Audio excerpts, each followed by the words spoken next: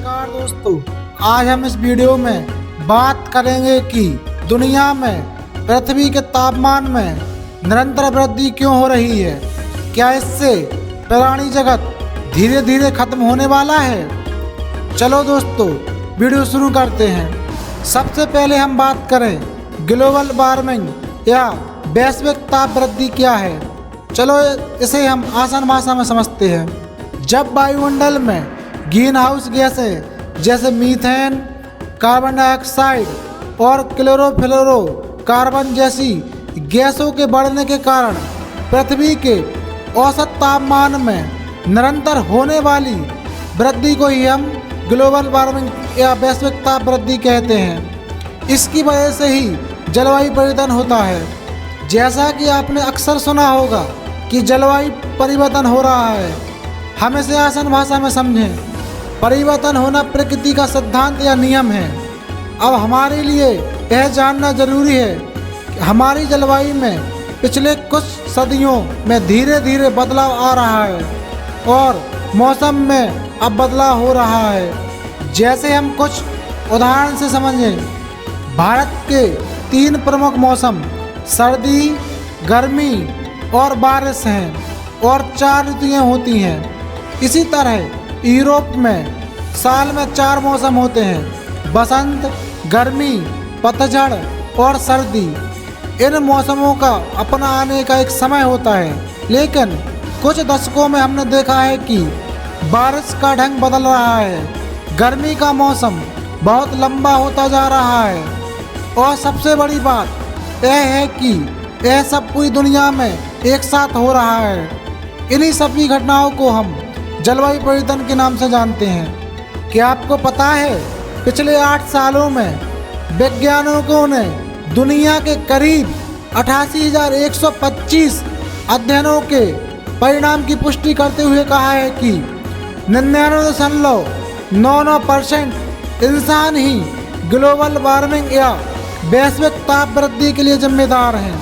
वैज्ञानिकों ने करीब 88,000 अध्ययनों को पढ़ा और समझा। इसके बाद ग्लोबल वार्मिंग के लिए इंसान को जिम्मेदार ठहराया है। रिसर्च के परिणाम सामने आए हैं। अब यूके में क्लाइमेट चेंज या जलवायु परिवर्तन पर एक बड़ी कॉन्फ्रेंस होने जा रही है, जिसमें दुनिया के कई बड़े और दिग्गज नेता शामिल हो रहे हैं। इस कॉन्फ्रेंस का लक्ष्य है कि दुनिया में बढ़ते तापमान को कैसे काबू में लाया जाए। क्या आपको पता है, 2015 में तापमान को काबू में लाने के लिए पेरिस जलवायु समझौता हुआ था, लेकिन वर्ल्ड लीडर्स के लिए ग्लोबल वार्मिंग को रोकना बड़ी चुनौती साबित हो रहा है। संक्षेप में समझे कि पेरिस जलवायु समझौता क्या है। 2015 में 30 नवंबर से 11 दिसंबर तक 195 देशों की सरकारें फ्रांस के पेरिस में एकत्रित हुई थीं। सरकारों ने दुनिया भर में ग्रीन हाउस गैसों के निरंतर बढ़ने को कम करने का लक्ष्य तय किया था, ताकि तापमान को 2 डिग्री तक कम किया जा सके। अब हम समझेंगे कि ग्लोबल वार्मिंग से प्राणियों को कितना खतरा है। सबसे पहला खतरा, ग्लेशियरों की बर्फ पिघलेगी, जिससे समुद्र जल का स्तर बढ़ेगा, जिससे समुद्र तट के किनारे बसे नगरों को बहुत बड़ा खतरा पैदा होगा। वर्ल्ड मेट्रोलॉजिकल ऑर्गेनाइजेशन WMO के मुताबिक बढ़ते तापमान से बर्फ पिघलेगी और समुद्र का जल स्तर बढ़ेगा। इससे मौसम का बिगड़ना तय है। नतीजा, खाना, सेहत, पर्यावरण पर असर पड़ेगा। रिपोर्ट बताती है कि यह समय सतर्क होने वाला है। यह सब वर्ल्ड मेट्रोलॉजिकल ऑर्गेनाइजेशन के महासचिव प्रोफेसर पेटरी तलाश ने बताया है। अगला खतरा, इंसानों की लंबाई व दिमाग का आकार घट सकता है। कैम्ब्रिज और टबेजेन यूनिवर्सिटी के वैज्ञानिकों का कहना है कि जलवायु परिवर्तन इंसान की लंबाई और दिमाग को छोटा कर सकता है। पिछले लाखों साल में इसका इंसान की लंबाई और चौड़ाई पर असर पड़ा है। इसका सीधा संबंध तापमान से है।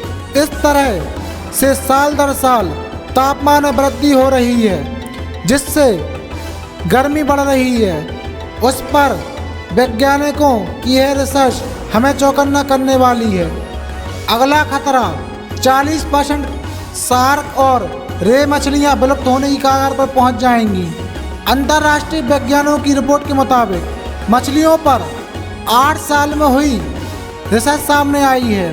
2014 में इनकी विलुप्ति का खतरा 24% था, जो अब बढ़कर 2 गुना हो गया है। इसकी वजह जलवायु परिवर्तन और ज़रूरत से ज़्यादा मछलियों का शिकार होना है। अगर हम बात करें अगले खतरे की, तो दक्षिण एशिया के लिए सबसे अधिक खतरा बढ़ेगा। अमेरिका, चीन समेत दुनिया भर के 10 देशों के वैज्ञानिकों ने वर्ल्ड मेट्रोलॉजिकल ऑर्गेनाइजेशन की रिपोर्ट में दावा किया है कि दुनिया की करीब 1/4 आबादी लगभग 200 करोड़ दक्षिण एशिया में रहती है। यह क्षेत्र पहले से ही गर्मी की मार झेल रहा है। ऐसे में तापमान बढ़ने से सबसे बड़ा खतरा यहीं पर है। इस क्षेत्र के करीब 60% लोग खेती किसानी करते हैं। उन्हें खुले में काम करना पड़ता है। ऐसे में उन पर लू का असर सबसे ज़्यादा होगा। चलो हम बढ़ते हुए तापमान को कम करने के कुछ उपाय समझें।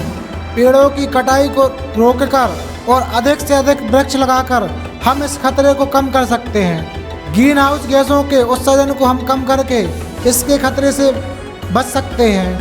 हम अपने आसपास के लोगों को जागरूक करके सरकारी एजेंसियों NGO के द्वारा जागरूकता अभियान चलाकर इस खतरे को कम कर सकते हैं। ऐसी समस्त चीज़ों पर प्रतिबंध लगाया जाए जिससे ओजोन परत कमज़ोर हो रही है। जनसंख्या की बढ़ती संख्या को हम कम करके इस खतरे को कम कर सकते हैं। कारखानों में कोयले और तेल के जलने के स्तर को कम करके आदि और उपाय से हम वैश्विक ताप वृद्धि या ग्लोबल वार्मिंग के खतरे को कम कर सकते हैं। मैं आशा करता हूं कि यह वीडियो आपको अच्छा लगा हो। कृपया ऐसी ही जानकारी के लिए हमारे चैनल को सब्सक्राइब करें, बेल आइकन दबाएं, जिससे हमारी आने वाली वीडियो की आपको जानकारी लग जाए। वीडियो को लाइक करें, शेयर करें और कमेंट कर हमें बताएं। धन्यवाद।